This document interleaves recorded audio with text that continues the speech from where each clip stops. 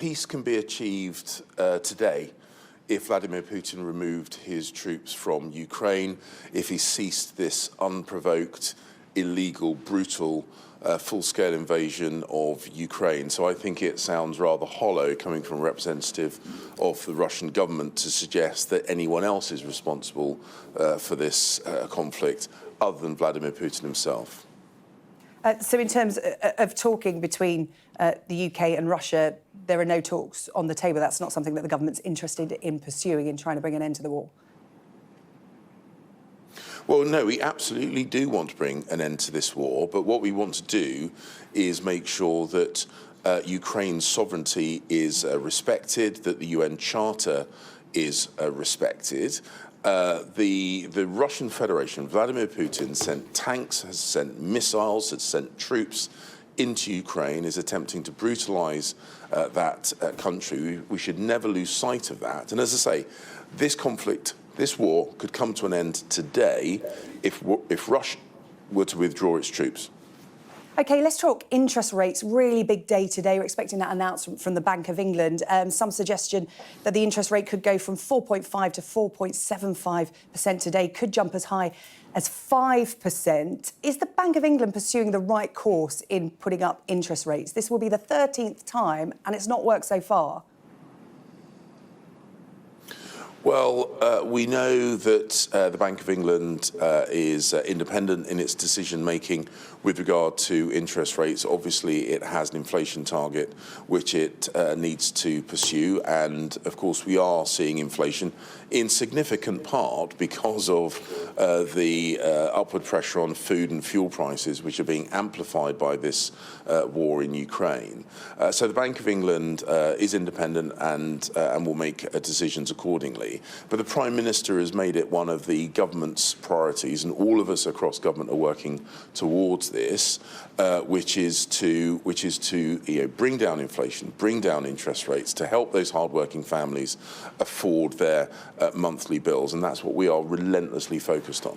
Yeah, you talk about the Bank of England having its target, but as you said, the Prime Minister has his target as well. One of his 5 pledges was to halve inflation by the end of the year. That doesn't look on track, and the Bank of England isn't helping him out. So at what point does the government step in? We had the Transport Secretary on Sophie Ridge's programme last night here on Sky News saying that, look, you know, the Bank of England didn't see it coming. Rishi Sunak, back when he was Chancellor, was saying that inflation is a priority. The Bank of England at that time was saying inflation's only temporary. You know, let's not overreact. Well, look, the Prime Minister, of course, has a huge wealth of experience from his time as Chancellor. As you say, he cautioned about the implications of inflation, which is why we have been so determined not to do the things that drive up inflation.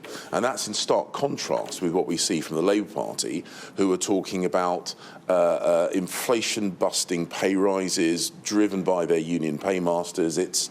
We hear them talking about huge sums of additional borrowing, which would inevitably push up interest rates even further. So the Prime Minister is absolutely right on that commitment, and we are still focused on that commitment. And he must be inflation, extremely frustrated that he's he's not getting what he wants. And it seems the Bank of England isn't helping him achieve that target. Should the bank be doing more? We've got Adam Posen in the Telegraph today saying that banks should be going further and creating a recession. What do you think about that? Is the recession the answer to busting inflation? Is this now the best, worst option to get the country out of this mess? No, what we need to do is we need to grow the economy. High interest rates don't help with that. This idea that that we should consciously be going into a recession, I don't think is one that anyone in government would be comfortable subscribing to at all. What we want to do is we want to drive productivity. This is why the Prime Minister is taking both the immediate measures and also the long-term measures, his commitment to maths, lifelong learning, higher skilled workforce. These things will increase productivity. That will help grow the economy. That will help halve interest rates, as we have committed to do. We are relentlessly focused on getting a grip of these global economic challenges. And of course, we're seeing interest rates. And you just said that high interest rates don't help. So that's an interesting comment to make in light of what's going to happen with the Bank of England today. You're saying high interest rates don't help what the government's trying to achieve. Which is why